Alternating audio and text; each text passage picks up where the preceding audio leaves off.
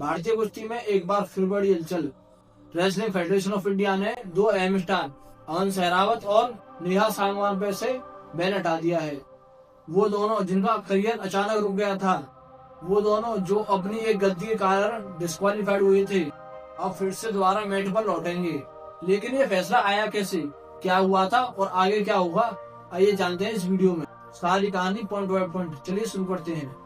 अमन सहरावत भारत के wrestling star हैं जिन्होंने पेरिस ओलंपिक 2024 में भारत के लिए ब्रोंज मेडल जीता था। उन्हें उनके करियर का सबसे बड़ा झटका तब लगा जब उन्हें रेसलिंग फेडरेशन ऑफ इंडिया ने 1 साल के लिए बैन कर दिया। दरअसल अमन सहरावत को 57 किलो वर्ग में वर्ल्ड चैंपियनशिप में पार्ट लेना था, पर उन्हें 1.7 किलोग्राम वजन अधिक होने की वजह से डिस्क्वालीफाई कर दिया गया। रेसलिंग में वेट फेलियर पर सीधा डिस्क्वालीफाई कर दिया जाता है। नियम का उल्लंघन होने पर रेसलिंग फेडरेशन ऑफ इंडिया ने अमन सहरावत पर 1 साल का बैन लगा दिया। अमन सहरावत से ये उम्मीद किसी को नहीं थी, पर प्रोफेशनल रेसलिंग में वेट डिसिप्लिन को सबसे ज्यादा इम्पोर्टेंट दी जाती है। नेहा सांगवान भारत की उभरती हुई पहलवान है, जिन्हें अंडर 20 वर्ल्ड रेसलिंग में 59 केजी में पार्टिसिपेट करना था, पर उन्हें भी ओवरवेट होने की वजह से डिस्क्वालीफाई कर दिया गया। इसके बाद रेसलिंग फेडरेशन ऑफ इंडिया ने उन्हें तुरंत सस्पेंड कर दिया और टूर्नामेंट से भी बाहर कर दिया।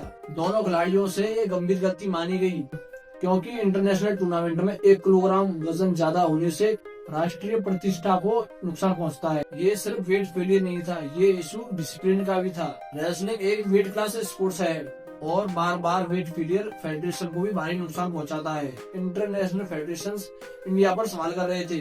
Wrestling federation of India Paris Olympic के बाद किसी भी गलती को हल्के में लेना नहीं चाहता।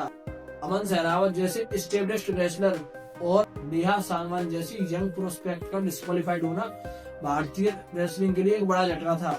दोनों पहलवानों ने अपनी गलती मानी और रेसलिंग फेडरेशन ऑफ इंडिया को लिखित में माफी पत्र दिया।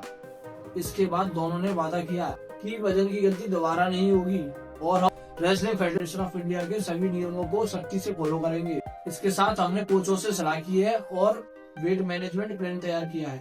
इसके बाद रेसलिंग फेडरेशन ऑफ इंडिया ने टॉप कोचेज और सिलेक्शन बोर्ड के साथ मीटिंग की। उन्होंने दोनों की फिटनेस रिपोर्ट, ट्रेनिंग शेड्यूल और प्रीवियस परफॉर्मेंस को रिव्यू किया। दोनों खिलाड़ियों के बिहेवियर को भी पॉजिटिव माना गया। अमन एक ओलंपिक मेडलिस्ट है और नेहा अंडर 20 वर्ल्ड चैंपियन है। फेडरेशन ने माना कि सस्पेंड करेक्शन के लिए था, करियर खत्म करने के लिए नहीं।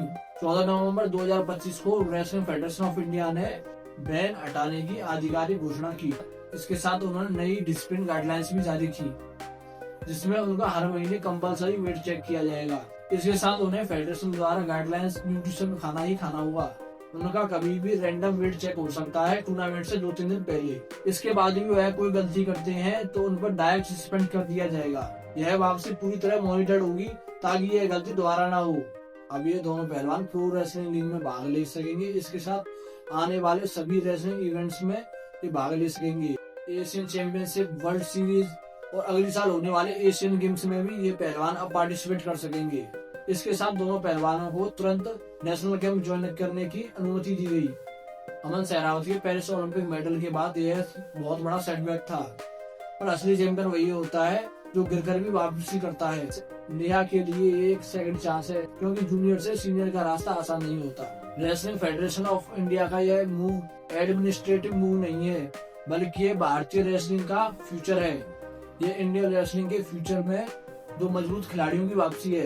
अब नजरें होंगी कि अमन सहरावत कौन से पोडियम पर नजर आएंगे और नेहा सीनियर सर्किट में कितना आगे जाती हैं। कहानी आगे बढ़ रही है और भारतीय कुश्ती फिर से लड़ने को तैयार है। अगर आपको हमारी वीडियो पसंद आए तो वीडियो को लाइक करें। मिलते हैं अगली वीडियो में, तब तक के लिए जय हिंद, जय भारत।